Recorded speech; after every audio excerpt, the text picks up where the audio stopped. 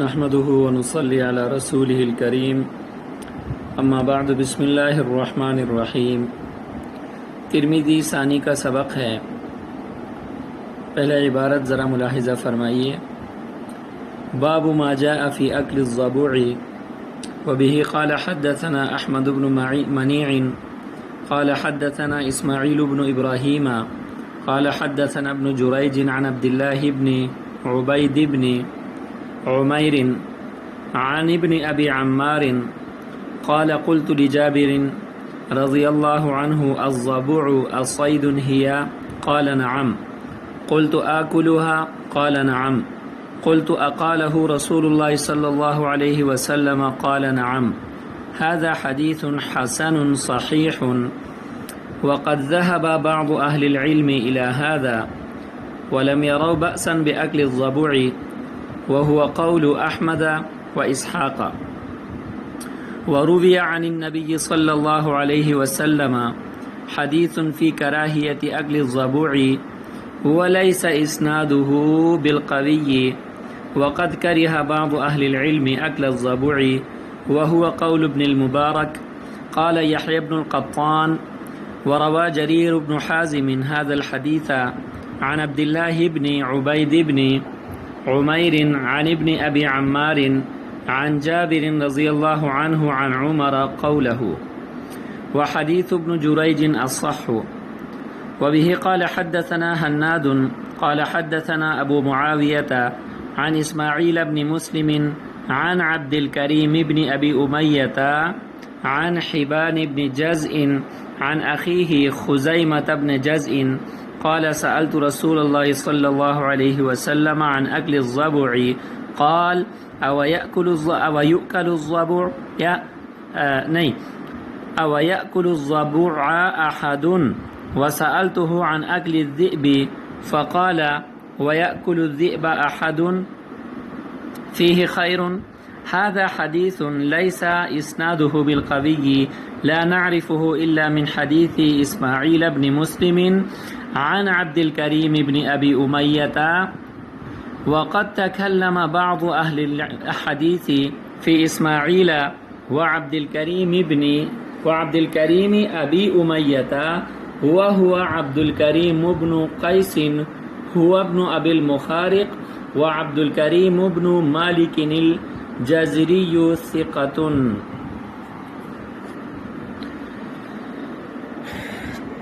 باب ما جاء في أكل الضبوع، یہ باب ہے ضبوع کے کھانے کے بیان میں۔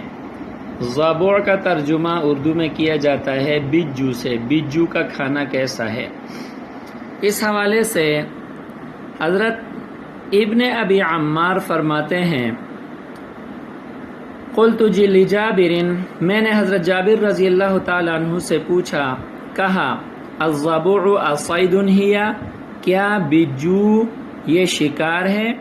الضبوع الصید، الصید میں حمزہ استفہامیہ ہے، تو الضبوع الصید ہی، کیا بجو شکار ہے؟ قال نعم، انہوں نے فرمایا کہ ہاں۔ قلت آکلها، میں نے کہا کیا میں اسے کھا سکتا ہوں؟ آکلها میں ایک حمزہ استفہامیہ ہے اور دوسرا حمزہ جو ہے وہ متکلم کا ہے، دونوں میں سے ایک کو باقی رکھا گیا ہے۔ اصل میں آکلها ہے، آکلها، حمزہ استفہامیہ جو ہے وہ یہاں پر محذوف ہے۔ آکلها، کیا میں اسے کھا سکتا ہوں؟ قال نعم، فرمایا کہ ہاں بالکل کھا سکتے ہو۔ قلت، میں نے عرض کیا، اقالہ رسول اللہ صلی اللہ علیہ وسلم، کیا رسول اللہ صلی اللہ علیہ وسلم نے ایسے فرمایا ہے؟ قال نعم، تو حضرت جابر رضی اللہ تعالیٰ عنہ نے فرمایا کہ ہاں بالکل نبی صلی اللہ علیہ وسلم نے ایسے فرمایا ہے۔ اچھا، آگے اس حوالے سے امام ترمذی رحمہ اللہ نے مذاہب کا بیان فرمایا۔ وقد ذهب بعض اہل العلم الى هذا، بعض اہل علم اس حدیث کی طرف گئے ہیں۔ ولم يروا بأسا بأكل الضبوع، اور انہوں نے بجو کے کھانے میں کوئی حرج نہیں دیکھا۔ وهو قول احمد و اسحاق، یہ قول امام احمد رحمہ اللہ اور اسحاق کا ہے۔ وروی عن النبی صلی اللہ علیہ وسلم حدیث، اور نبی صلی اللہ علیہ وسلم سے حدیث روایت کی گئی فی کراہیت اکل الضبوع، ضبع کے کھانے کی کراہیت کے بارے میں، وَلَيْسَ إِسْنَادُهُ بِالْقَوِيِّ، لیکن فرماتے ہیں کہ اس کی اسناد جو ہے وہ مضبوط نہیں ہے، سندن یہ روایات قوی نہیں ہے۔ وَقَدْ كَرِهَ بَعْضُ أَهْلِ الْعِلْمِ أَكْلَ الضَّبُعِ، بعض اہل علم نے بجو کے کھانے کو مکروہ قرار دیا ہے۔ وَهُوَ قَوْلُ ابن المبارک، اور یہ عبداللہ ابن مبارک رحمہ اللہ کا قول ہے۔ قال یحییٰ ابن القطان، یحییٰ ابن سعید قطان رحمہ اللہ فرماتے ہیں، وَرَوَى جریر ابن حازم، جریر ابن حازم نے اس روایت کو نقل کیا ہے، عن عبداللہ ابن عبید اللہ ابن عمیر عن ابن ابی عمار عن جابر رضی اللہ عنہ عن عمر قولہ، حضرت جابر رضی اللہ تعالیٰ عنہ نے اوپر والی روایت جو ہے وہ مرفوع ہے کہ نبی صلی اللہ علیہ وسلم سے نقل کی ہے کہ قالہ رسول اللہ کے الفاظ اس میں ہیں، اور یہاں حضرت جابر رضی اللہ تعالیٰ عنہ نے اس طریق میں حضرت عمر رضی اللہ تعالیٰ عنہ سے ان کا قول نقل فرمایا ہے۔ آگے امام ترمذی رحمہ اللہ نے فرمایا وحدیث ابن جریج اصح، اور ابن جریج کی اس روایت جو ہے وہ کیا ہے؟ صحیح ہے۔ یہ جو دو طریق سے مروی ہے، آگے میں اس کی وضاحت کروں گا۔ دوسری روایت حضرت خزیمہ ابن جز کے بھائی ہیں حبان ابن جز، یہ فرماتے ہیں حضرت خزیمہ میرے بھائی خزیمہ ابن جز نے فرمایا کہ میں نے نبی صلی اللہ علیہ وسلم سے سوال کیا بجو کے کھانے کے بارے میں، تو آپ صلی اللہ علیہ وسلم نے فرمایا اوا یأکل الضبع احد، ضبع یأکل کے لیے مفعول بھی ہے، لیکن یہ احد فاعل پر جو ہے نا وہ کیا ہے؟ مقدم ہے۔ اوا حمزہ استفہامیہ ہے، اوا یأکل الضبع احد، کیا بجو کو بھی کوئی کھا سکتا ہے؟ وسألته عن اکل الذئب، اور میں نے نبی صلی اللہ علیہ وسلم سے بھیڑیا کے کھانے کے بارے میں سوال کیا، فقال، تو نبی صلی اللہ علیہ وسلم نے فرمایا وَيَأْكُلُ الذِّئْبَ أَحَدٌ فِيهِ خَيْرٌ، کہ جس آدمی کے اندر بھلائی ہو کیا وہ بھیڑیا کھا سکتا ہے؟ وہ بھیڑیا کو کھا سکتا ہے۔ بہرحال اس کے بارے میں بھی امام ترمذی رحمہ اللہ نے فرمایا ھذا حدیث لیس اسنادہ بالقوی، کہ اس حدیث کی سند بھی مضبوط نہیں ہے، سندن جو ہے یہ حدیث کیا ہے؟ ضعیف ہے۔ اس کی وجہ یہ ہے کہ لا نعرفہ الا من حدیث اسماعیل ابن مسلم عن عبد الکریم ابی امیہ، فرماتے ہیں کہ یہ اسی ایک طریق سے مروی ہے، اسماعیل ابن مسلم عن عبد الکریم ابی امیہ، یہ ابو امیہ عبد الکریم کی کنیت ہے۔ اچھا جی، اور یہ دونوں متکلم فیہ راوی ہیں۔ اسماعیل ابن مسلم میں بھی بعض حضرات نے تکلم کیا ہے، فرمایا وقت تکلم بعض اہل الحدیث فی اسماعیل، اسماعیل بھی جو ہے نا وہ کیا ہے؟ متکلم فیہ راوی ہیں، اس کی بھی بعض حضرات نے تضعیف کی ہے۔ اور دوسرے نمبر پر عبد الکریم ابی امیہ جو ہے یہ راوی بھی ضعیف ہے۔ آگے امام ترمذی رحمہ اللہ اپنی عادت کے مطابق دو راویوں کا فرق بیان فرما رہے ہیں، اور فرق یہ ہے کہ عبد الکریم نام کے دو راوی ہیں، عبد الکریم نام کے دو راوی ہیں، ایک راوی عبد الکریم ابو امیہ ہے، اس کا پورا نام ہے عبد الکریم ابن قیس، اور اس کا نام ہے ابن ابی المخارق، اس کی کنیت ہے عبد الکریم ابن قیس، عبد الکریم ابن قیس ابن ابی المخارق، ایک راوی یہ عبد الکریم ہے۔ دوسرا جو عبد الکریم راوی ہے عبد الکریم ابن مالک الجزری، فرمایا کہ یہاں جو راوی ہے یہ عبد الکریم ابن قیس ہے، عبد الکریم ابن ابی المخارق ہے، اور یہ راوی ضعیف ہے۔ اور ایک دوسرا راوی عبد الکریم نام کا ہے، اس کا نام پورا عبد الکریم ابن مالک الجزری ہے، اور وہ راوی کیا ہیں؟ ثقہ ہیں۔ اچھا جی، باب جو ہمارے سامنے ہے امام ترمذی رحمہ اللہ نے جو منعقد فرمایا ہے، باب ما جاء فی اکل الضبع، ضبع کے کھانے کے بیان میں ہے۔ ضبع کو اردو زبان میں بجو کہا جاتا ہے، یہ ایک قسم کا جانور ہے، اور اس جانور کی بہت ساری خصوصیات علماء نے لکھی ہیں، لیکن ہم یہاں پر ان کا ذکر نہیں کریں گے، بات لمبی ہو جائے گی۔ بہرحال ضبع یہ ایک ایسا جانور ہے جو زمین کو جو ہے یہ کھود کر زیادہ تر اس کے اندر رہتا ہے.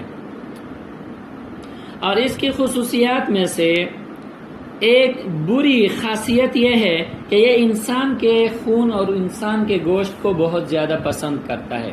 یہی وجہ ہے کہ جب مردے کو دفنایا جاتا ہے تو یہ قبر کو کھود کر وہ جو مردہ ہے اس کو نکال کر کھا لیتا ہے.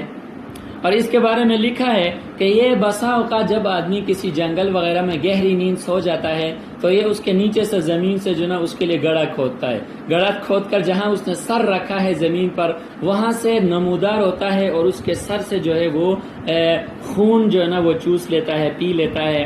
نہایت فسادی قسم کا جو ہے وہ کیا ہے، جانور ہے. اس کی اور بھیڑیے کی جو ہے نا وہ دشمنی بہت مشہور ہے. بہرحال یہ ہے بجو. اب بجو کا شرعی حکم کیا ہے؟ امام ترمذی رحمہ اللہ نے اپنی عادت کے مطابق 2 مذاہب بیان فرمائے. ایک، بجو کا کھانا درست ہے، حلال ہے، جائز ہے. اس مذہب کی نسبت امام ترمذی رحمہ اللہ نے امام احمد اور امام اسحاق کی طرف فرمائی. اور آگے فرمایا کہ بجو کا کھانا وہ مکروہ ہے. اس قول کی نسبت امام ترمذی رحمہ اللہ نے عبداللہ ابن مبارک رحمہ اللہ کی طرف فرمائی. بہرحال یہاں ہم دونوں مذاہب کے حوالے سے تفصیلی گفتگو کریں گے. میں نے عرض کیا کہ امام ترمذی رحمہ اللہ نے اس حوالے سے 2 مذاہب بیان فرمائے ہیں.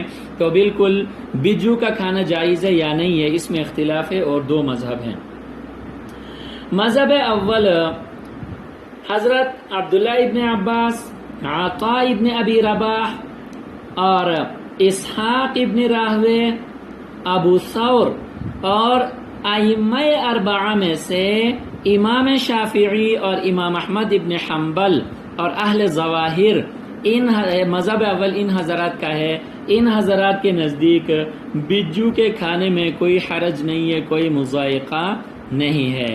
عبداللہ ابن عباس، عطاء ابن ابی رباح، اسحاق ابن راہوے، ابو ثور، اصحاب ظواہر، ائمہ 4 میں سے امام شافعی اور امام احمد ابن حنبل رحمہم اللہ، ان حضرات کے نزدیک بجو کے کھانے میں کوئی مذائقہ نہیں ہے اور اس کا کھانا جائز ہے. اور ان کے لیے دلیل وہ ابن ابی عمار والی روایت ہے جو انہوں نے حضرت جابر رضی اللہ تعالیٰ عنہ سے اس حوالے سے استفسار کیا اور حضرت جابر رضی اللہ تعالیٰ عنہ نے اس کے حوالے سے جواب دیا. روایت آپ کے سامنے کتاب میں موجود ہے. مذہب ثانی سفیان ثوری، عبداللہ ابن مبارک، سعید ابن مسیب، ائمہ 4 میں سے امام ابو حنیفہ اور امام مالک رحمہم اللہ. مذہب ثانی کن حضرات کا ہے؟ مذہب ثانی سفیان ثوری، عبداللہ ابن مبارک، سعید ابن مسیب، ائمہ 4 میں سے 2 بڑے ائمہ حضرت امام ابو حنیفہ اور امام مالک رحمہم اللہ، ان حضرات کا ہے. ان حضرات کے نزدیک ضبع کا کھانا حرام ہے، حرمت کے قائل ہیں، صرف کراہت کے نہیں. سمجھ میں آئی کہ نہیں آئی؟ یہاں امام ترمذی رحمہ اللہ نے عبداللہ ابن مبارک کی طرف کراہت کا جو قول منسوب کیا ہے، یہاں بھی کراہت سے مراد جو ہے وہ کیا ہے؟ حرمت ہے. سمجھ میں آئی کہ نہیں؟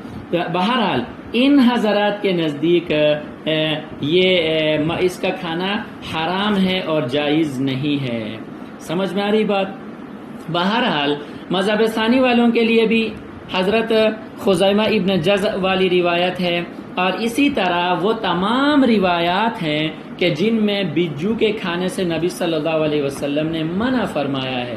آپ نے فرمایا کہ اس سے بھی کوئی کھا سکتا ہے، یہ بھی کوئی کھانے کی چیز ہے. سمجھ میں آئی کہ نہیں آئی؟ بہرحال روایات متعارض ہیں، حلت کی روایت بھی موجود ہیں، حرمت کی روایت بھی موجود ہیں، لیکن مذہب ثانی والوں کا مذہب اس حوالے سے راجح اس لیے ہے کہ آپ نے اصول پڑھا ہے کہ جہاں روایت مبیحہ اور روایت محرمہ کا آپس میں تعارض ہو تو ترجیح روایات محرمہ کو ہوتی ہے. سمجھ میں آ گئی کہ نہیں؟ حرمت والی روایات کو اباحت اور حلت والی روایات پر کیا ہوتی ہے؟ ترجیح ہوتی ہے. سمجھ میں آ گئی کہ نہیں؟ ایک تو ترجیح، اور دوسری بات حلت والی جتنی بھی روایات ہیں، اباحت والی جتنی بھی روایات ہیں، وَيُحَرِّمُ عَلَيْهِمُ الْخَبَائِث والی قرآن کی آیت سے منسوخ ہیں. سمجھ میں آ گئی کہ نہیں آئی؟ کیونکہ اگر ان کو منسوخ نہ مان کر اگر حلت والی روایات پر ہم عمل کریں اور حرمت والی روایات کو ہم منسوخ قرار دیں تو تکرار نسخ لازم آتا ہے. آپ نے اس کی تفصیل نور الانوار میں پڑھی ہے کہ اگر حلت اور اباحت والی روایات کو حرمت والی روایات کے مقابلے میں ترجیح دی جائے تو تکرار نسخ لازم آتا ہے، اور تکرار نسخ جو ہے یہ درست اور صحیح نہیں ہے. سمجھ میں آئی کہ نہیں آئی؟ اور تیسری بات یہ بھی ہے کہ یہ جو ضبع ہے یہ زیناب جانوروں میں سے ہے، اور نبی صلی اللہ علیہ وسلم نے تمام زیناب جانوروں کو حرام قرار دیا ہے. تو ان وجوہ ترجیح کی روح سے مذہب ثانی والوں کا مذہب اول والوں کے مقابلے میں زیادہ راجح ہے. باقی اس حوالے سے آگے حدیث کی اسناد کے حوالے سے کچھ بات ہوئی ہے، اس حوالے سے انشاءاللہ اگلے درس میں بات کریں گے. اللہ تعالی ہم سب کو عمل کی توفیق عطا فرما دے. وآخر دعوانا ان الحمدللہ رب العالمین.